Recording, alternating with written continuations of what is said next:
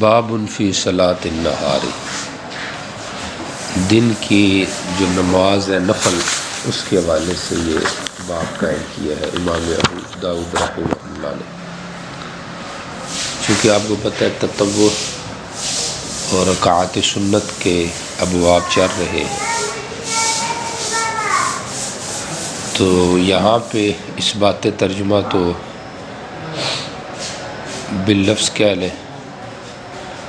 ماخوذ من الحدیث ہے، اور مقصود مصنف جو ہے وہ دن کی نماز کے مثنی مثنی ہونے کا اس بات ہے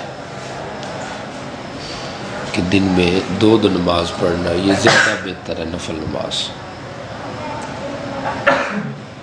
یہ رائے مصنف کی ہے۔ تیسری چیز اصول حدیث کے حوالے سے پہلی جو روایت ہے آپ کو نظر آ رہی ہے، علی بن عبداللہ البارقی،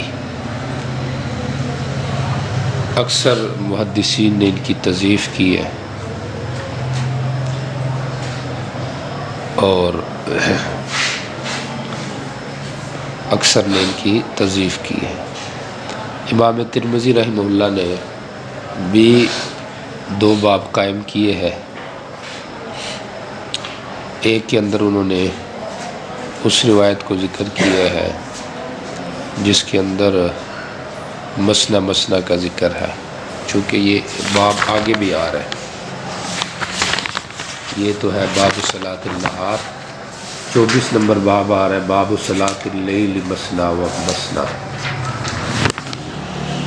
تو وہ بھی عبداللہ ابن عمر کی روایت ہے، یہ بھی عبداللہ ابن عمر کی روایت ہے۔ وہاں پہ ان کے شاگرد ہیں عبداللہ ابن دینار، اور یہاں پہ ان کے شاگرد علی ابن عبداللہ البارقی۔ تو جتنے بھی شاگرد ہیں عبداللہ ابن دینار کے، چاہے نافع عبداللہ ابن عمر کے، چاہے عبداللہ ابن دینار ہو، طاؤس ہو، سب نہار کی زیادتی کو ذکر نہیں کر رہے، اتنا ذکر کر رہے ہیں صلاۃ اللیل مثنی، تو والنہار کی جو زیادتی ہے یہ صرف نقل کر رہا ہے علی ابن عبداللہ البارقی۔ امام ترمذی نے رحمہ اللہ نے دونوں روایتیں ذکر کی ہیں دونوں طریقوں سے، لیکن جو روایت تھی غیر علی ابن عبداللہ کی اس کو حدیث حسن صحیح کہا ہے، اور جو علی ابن عبداللہ والی تھی اس کو صحیح نہیں کہا ہے۔ گو کہ علی ابن عبداللہ البارقی جو ہے اس کا مطابق موجود ہے صحیح ابن حبان کے اندر ابراہیم بن الحکم، لیکن چونکہ وہ مطابق کمزور ہے، ضعیف ہے امام ترمذی کے ہاں، اس لیے انہوں نے اس کی مطابقت کا اعتبار نہیں کیا، ورنہ تو اس روایت کو حسن ہونا چاہیے تھا۔ بہرحال مصنف اس روایت کے اوپر اعتماد کر رہے ہیں، اس لیے یہاں پہ انہوں نے جرح نہیں کی، اس کو حسن کا درجہ دے رہے ہیں۔ صلاۃ اللیل والنہار مثنی مثنی، دن اور رات کی جو نمازیں یہ دو دو۔ امام بہقی نے بھی اس راوی کی تصحیح کی ہے کہ یہ روایت ٹھیک ہے، اور وجہ تصحیح یہ بھی ہو سکتا ہے کہ چونکہ مذہب جو ہے احناف شوافی کا اور حنابلہ کا وہ یہ ہے کہ دن اور رات کی نمازیں دو دو ہیں، نفل میں افضل دو دو رکھتے، صلاۃ اللیل والنہار مثنی مثنی، دن اور رات میں دو دو رکھتے پڑھنا افضل ہے، اور آگے تو واضح ہے صلاۃ اللیل مثنی مثنی۔ تو یہ مذہب کس کا ہے؟ حنابلہ کا اور شوافی کا، اور مقصود مصنف بھی یہ اسی کی تائید ہے۔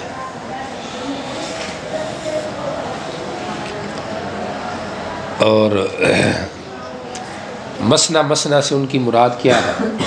یعنی اعلیٰ درجہ مثنی مثنی کا ہے، ورنہ کم بھی جائز ہے اور زیادہ بھی جائز ہے، چونکہ آپ کو پتہ ہے کہ شوافی اور حنابلہ تنفل برکعۃ و بثلاث و بخمس کے قائل ہیں، تو کہتے افضل ہے، ورنہ ایک رکعت بھی جائز ہے۔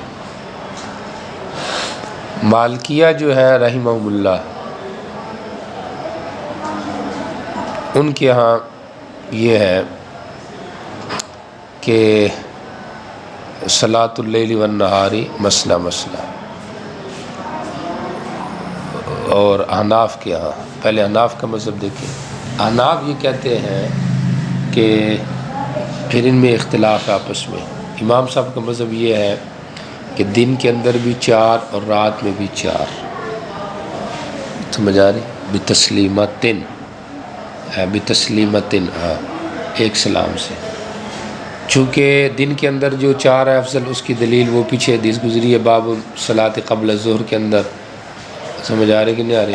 4 قبل الظہر، سمجھ آ رہی؟ تفتح لہن ابواب السماء، 4 رکعتیں جو زور سے پہلی پڑھی جائے تو آسمان کے دروازے کھول دی جاتے ہیں، تو معلوم ہوتا ہے 4 پڑھنا یہ زیادہ افضل ہے۔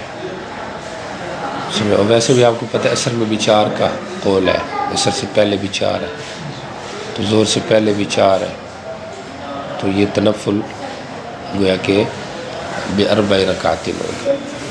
اور رات کے اندر امام صاحب کی رائے یہ ہے کہ رات میں بھی 4 ہونے چاہیے، جیسے حدیث عائشہ میں ہے کہ نبی علیہ السلام رات کی جو نماز پڑھتے تھے، اربعن لا تسأل عن حسنہن و طولہن، طول اور حسن کا نہ پوچھ، تو 4 آپ رات میں پڑھتے تھے، یہ امام صاحب کی دلیل ہے۔ صاحبین فرماتے رحمہ اللہ کہ دن کے اندر جو ہے وہ تو 4 ہے، اور قبل الظہر والی دلیل ہے، اور رات کے اندر 2 ہے، چونکہ صلاۃ اللیل مثنی مثنی، اور والنہار والی زیادتی تو ثابت نہیں ہے، تو اس لیے اس کو نہیں لیتے۔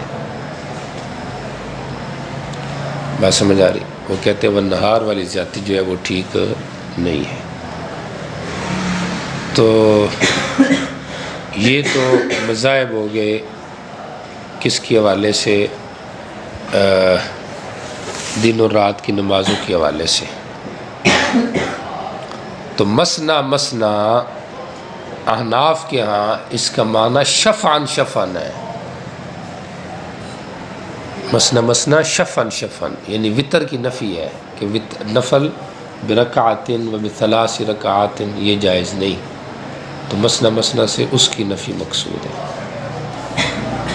سمجھ آ رہی؟ اچھا جی، تو یہ تو مذاہب ہو گئے فقہا کے۔ اب ذرا پہلی روایت دیکھیں، نبی علیہ السلام سے منقول ہے، آپ نے فرمایا دن اور رات کی نماز 2 ہے، تو چونکہ شوافی کے مذہب کے موافق ہے اس لیے وہ اس زیادتی کی تصحیح اور کے قائل ہیں۔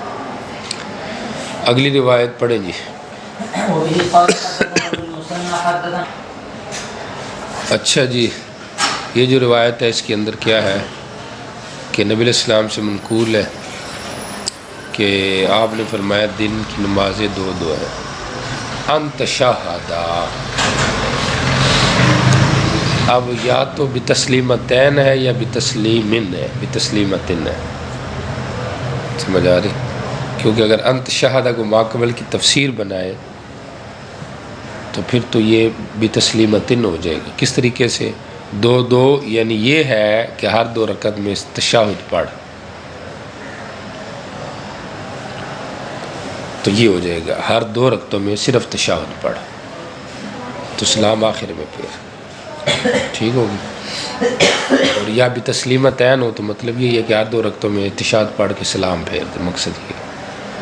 وَأَن تَبْعَثَ، اور یہ کہ تو کیا کرے، تبعث، اور یہ کہ تو عاجزی اختیار کرے، بؤس ہے، وَتَمَسْكَنَ، ذلت اختیار کرے، وَتُقْنِعَ، اور اپنے ہاتھ پھیلائے، اور تو یہ کہ اللہم اللہم، تو جو یہ نہیں کرے گا فَيَ خِدَاجٌ، تو یہ ناقص رہے گی اس کی نماز۔ تو مطلب آخر کے اندر دعا کا اہتمام کرنا چاہیے، نماز کے اندر بھی ممکن ہے، لیکن پھر تُقْنِعَ یدیہ کا کیا مطلب ہوگا؟ تو مراد رفع باطنی ہے، توجہ کرنا، اور یا پھر سلام کے بعد تُقْنِعَ بیدیہ۔ امام ابو داؤد سے پوچھا گیا صلاۃ اللیل مثنی کے بارے میں، تو انہوں نے کہا اگر چاہے 2 پڑھ، اگر چاہے 4 پڑھ۔ جی ٹھیک ہو گیا۔ باب صلاۃ التسبیح، صلاۃ تسبیح کے حوالے سے توجہ کریں۔ اس کے اندر کچھ لوگ تو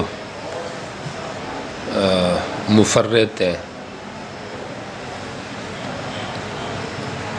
جس طرح کہ امام ابن جوزی وغیرہ، وہ کہتے ہیں کہ یہ ہے ہی نہیں، یہ ہے ہی نہیں، چنانچہ انہوں نے اس روایت کو موضوع قرار دیا۔ کہتے ہیں اس کے اندر راوی موسیٰ بن عبدالعزیز، تو لہٰذا یہ روایت موضوع ہے۔ تو یہ ان روایات میں سے ہے جس کو امام ابن جوزی نے موضوع قرار دیا، اور باقی جمہور کی رائے یہ ہے کہ نہیں، یہ روایت موضوع نہیں ہے۔ موسیٰ بن عبدالعزیز کی توثیق بھی کی ہے امام نسائی وغیرہ نے، اور نمبر 2 یہ ہے کہ اس کا متابع بھی موجود ہے، عبداللہ اس کا متابع موجود ہے، شاید ابن حبان میں ہے۔ تو جب متابع بھی موجود ہے اور خود بھی اس کی بعض محدثین نے توثیق کی ہے، تو لہٰذا اس لحاظ سے اس حدیث کو موضوع نہیں قرار دیا جا سکتا۔ ابن مندہ نے تو صلاۃ التسبیح کے اس بات پہ کتاب بھی لکھی ہے، اور ابن حجر نے اور علامہ سیوطی نے ابن جوزی کی بات کو رد کیا ہے۔ اساء ابن الجوزی، اخطا ابن الجوزی، اس سے فرق لگ گیا ہے کہ انہوں نے اس کو کیا کہہ دیا، موضوع قرار دیا۔ یہ موضوع نہیں ہے۔ موضوع ہو بھی کیسے سکتی ہے یہ روایت، کیونکہ یہاں پہ 3 صحابیوں سے یہ نقل ہے، ابن عباس سے بھی منقول ہے، اور حضرت عبداللہ ابن عمر سے بھی منقول ہے، اور ایک انصاری صحابی سے بھی منقول ہے، حدثنی الانصاری، تو 3 صحابہ سے یہ منقول ہے۔ تو اس لحاظ سے صلاۃ تسبیح کو موضوع کہنا یا اس روایت کو موضوع کہنا یہ درست نہیں ہے۔ حضرت عبداللہ ابن مبارک جو تھے وہ اس کا اہتمام کرتے تھے اور اس کو پڑھتے تھے، اور تعاملاً بھی یہ ایک نماز چلتی آ رہی ہے، لہذا اس کو موضوع کہنا ٹھیک نہیں۔ سرات کے ایک مفتی صاحب ہیں، ان کے بارے میں سنا ہے کہ انہوں نے بھی اس کی نفی کی ہے کہ یہ موضوع ہے روایت، لہذا تسبیح شسبیح کی کوئی نماز نہیں ہے۔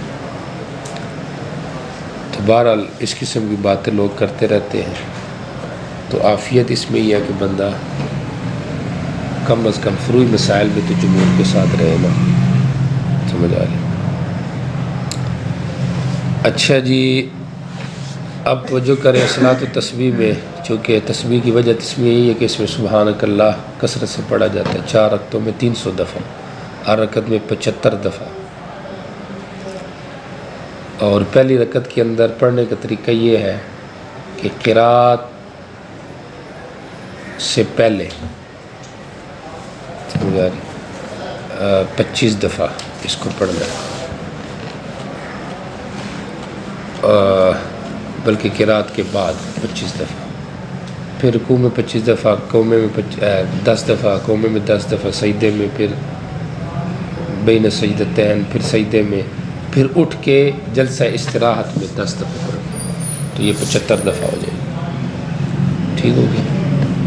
اور عبداللہ ابن مبارک رحمہ اللہ سے جو منقول ہے، ترمذی میں ایک اور طریقہ ہے، اس کے اندر جلسہ استراحت میں 10 دفعہ نہیں ہے، شروع میں قرات سے پہلے 15 دفعہ اور پھر قرات کے بعد 10 دفعہ، تو 25 ادھر ہی پوری ہو جائے گی، باقی 10 دفعہ۔ 10 خصال اور فائدے یہاں پہ حدیث میں بیان کیے گئے ہیں اس کے پڑھنے کے۔ جی چلے جی پڑھیں۔ وبه قال حدثنا عبد الرحمن بن بشر بن الحكم النيسابوري حدثنا موسى بن عبد العزيز حدثنا الحكم بن أبان عن إكرامة عن ابن عباس رضي الله تعالى عنهم أن رسول الله صلى الله عليه وسلم قال للعباس بن عبد المطلب يا عباس يا عمار ألا أعطيك ألا أمحنك ألا أحبك ألا أفعل بك 10 خصال إذا أنت فعلت ذلك غفر الله لك ذنبك أوله وآخره قديمه وحديثه خطأه وعمده صغيره وكبيره سره وعلانيته 10 خصال أن تصلي 4 ركعات تقرأ في كل ركعة فاتحة الكتاب وسورة فإذا فرغت من القراءة في كل أول ركعة وأنت قائم قلت سبحان الله والحمد لله ولا إله إلا الله والله أكبر 15 مرة ثم تركع فتقولها وأنت راكع 10 ثم ترفع رأسك من الركوع فتقولها 10 ثم تهوي ساجدا فتقولها وأنت ساجد 10 ثم ترفع رأسك من السجود فتقولها 10 ثم تسجد فتقولها 10 ثم ترفع رأسك فتقولها 10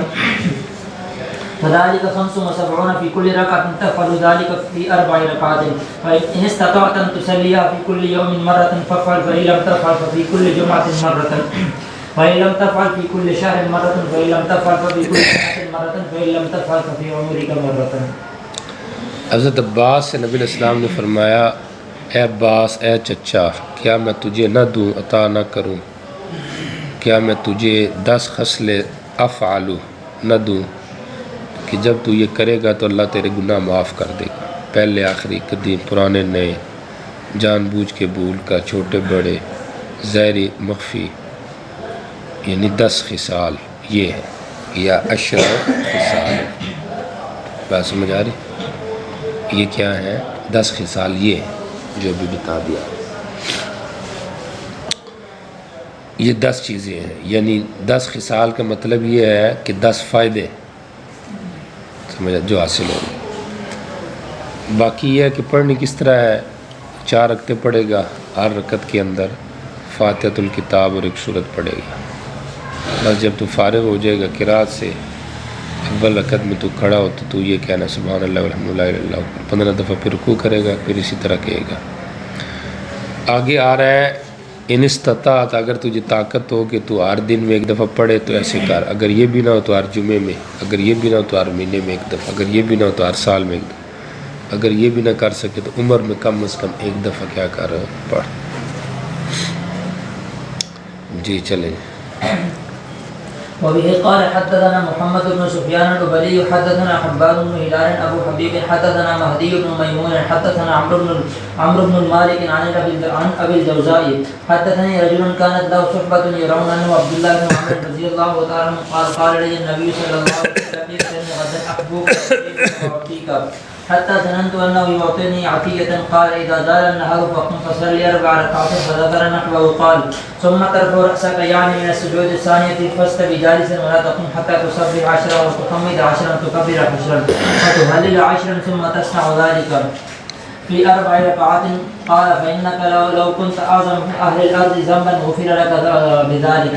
قال قلت فإن لم أستطع أن أصلي تلك الساعة. قال صلي من الليل والنهار. دیکھیے ذرا اس کا ترجمہ. مجھے نبی علیہ السلام نے فرمایا کل میرے پاس آنا، میں تجھے دوں گا کوئی چیز، یہاں تک کہ میں نے سمجھ لیا کہ آپ کو پیسے دیں گے. کہ جب دن گزر گیا نا،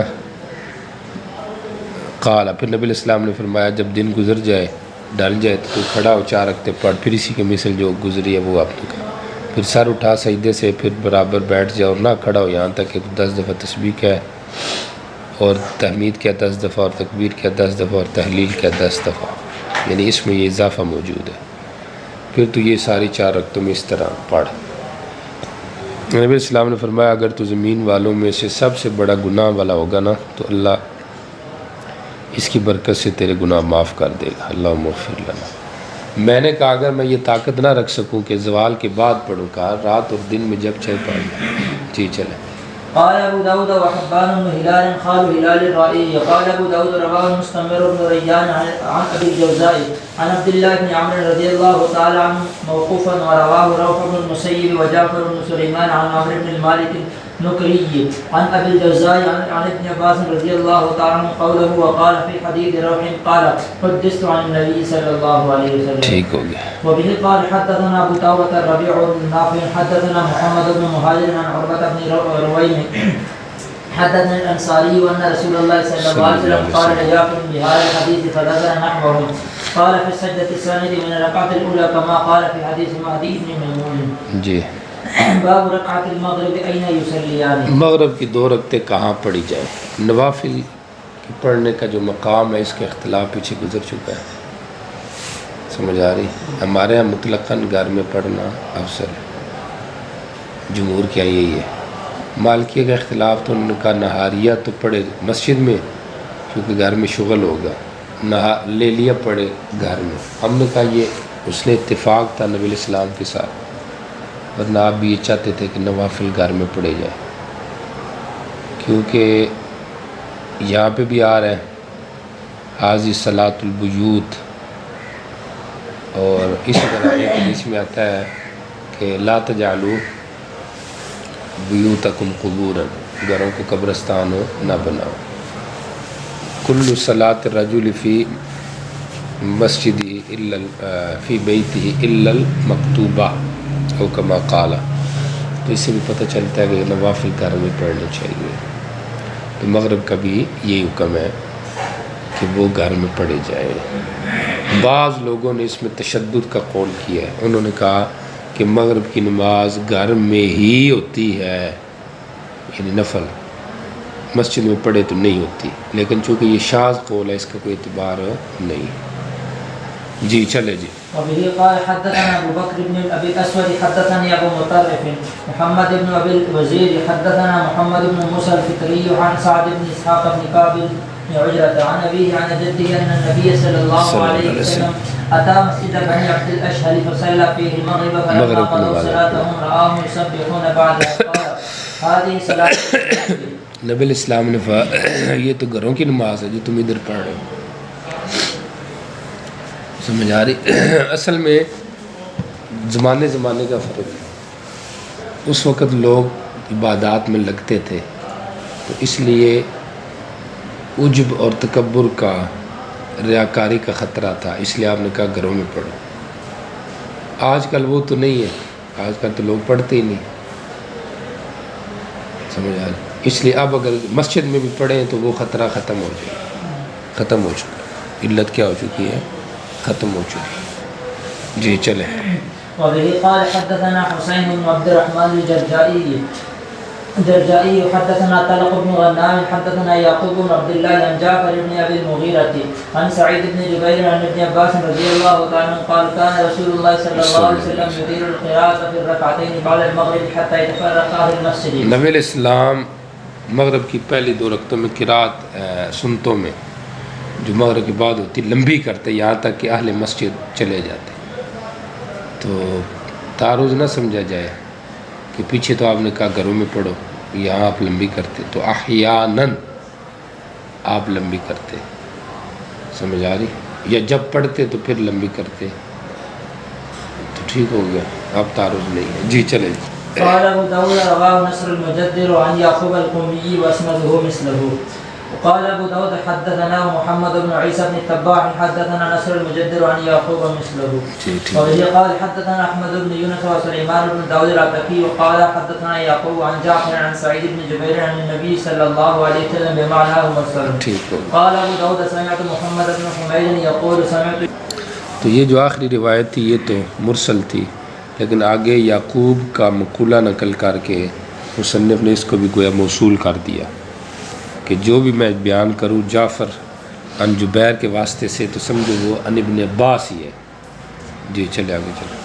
باب الصلاة بعد عشاء کے بعد نماز، تو ٹھیک ہے نوافل کا بیان ہے تو اس کو یہاں پہ ذکر کیا گیا ہے۔ یہاں پر تو 4 یا 6 رکعتوں کا ذکر ہے، سمجھ آ رہی؟ بعض روایات سے معلوم ہوتا ہے کہ جو آدمی 4 رکعتیں پڑھتا ہے عشاء کے بعد، پہلی 2 کے اندر پڑھتا ہے سورہ کافرون اخلاص اور دوسری 2 میں پڑھتا ہے سورہ سجدہ، تو یہ جو آدمی ہے ایک ساتھ اور صورت لمبی، تو اس کو ثواب اتنا ملے گا جس سے لیلۃ القدر کی عبادت کا ثواب ہے۔ نسائی وغیرہ میں بھی موقوف روایت موجود ہے اس حوالے سے۔ بہرحال یہاں پہ دیکھیں، جی پڑھیں جی۔ وبه قال حدثنا محمد بن رافع حدثنا زيد بن حباب العقلي حدثنا مالك بن مغول حدثني مقاتل بن بشير العجلي عن شريح بن هاني عن عائشة رضي الله تعالى عنها وعنهم أجمعين قال سألتها عن صلاة رسول الله صلى الله عليه وسلم فقالت ما صلى رسول الله صلى الله عليه وسلم العشاء قط فدخل علي إلا صلى 4 ركعات أو 6 ركعات ولقد مترنا مرة بالليل فتركنا له نعتا وكأني أنظر إلى ثقب فيه ينبع الماء منه وما رأيته متقي الأرض بشيء من ثيابه قط۔ حضرت عائشہ رضی اللہ عنہ سے روایت ہے، فرماتے ہیں سألتها، شریح حضرت عائشہ سے نقل کرتے ہیں، کہتے ہیں میں نے حضرت عائشہ سے پوچھا نبی علیہ السلام کی نماز کے بارے میں. حضرت عائشہ کہتی ہے ما صلی رسول اللہ، نبی علیہ السلام نے عشاء کی نماز کبھی نہیں پڑھی. فداخلہ کہ پھر میرے اوپر داخل بھی ہوں، مگر آ کے گھر میں 4 پڑھتے تھے یا 6 پڑھتے تھے. وَلَقَدْ مُطِرْنَا مَرَّةً بِاللَّيْلِ، اور ہمیں ایک رات بارش آئی. فَطَرَحْنَا لَهُ نَاطِعًا، ہم نے آپ کے لیے چمڑے کا مصلی بچھایا. فَكَأَنِّي أَنظُرُ إِلَىٰ ثُقْبٍ فِيهِ، میں دیکھ رہی ہوں سوراخ کی طرف جو اس مصلی میں ہے. يَنبَعُ الْمَاءُ مِنْهُ، اس سے پانی نکل رہا ہے.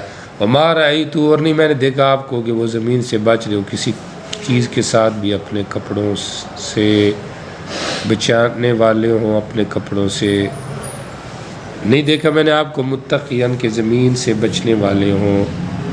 بشیء من ثیاب، بھی اپنے کپڑے وغیرہ کے ذریعے، یعنی آپ کپڑوں کا بچاؤ نہیں کرتے تھے کہ بھی میرے کپڑے گندے، بس آپ پڑھ رہے تھے. ظاہر بات ہے جب اللہ کی حاضر آدمی ہے تو پھر کیا بندے نے توجہ کرنی ہے بھی کپڑے گندے ہو رہے ہیں کہ نہیں ہو رہے. ادھر گندے ہونا ہی سعادت ہے، اللہ نے توفیق. تو یہ فَكَأَنِّي أَنظُرُ کا معنی یہ ہے کہ اب مجھے وہ واقعہ بالکل آنکھوں کے سامنے، اب میں دیکھ رہی ہوں. یا اس وقت کی بات ہے کہ میں اس طرح دیکھ رہی تھی. سمجھ آ رہی ہے؟ یعنی واقعہ بالکل محفوظ ہے. جی چلو.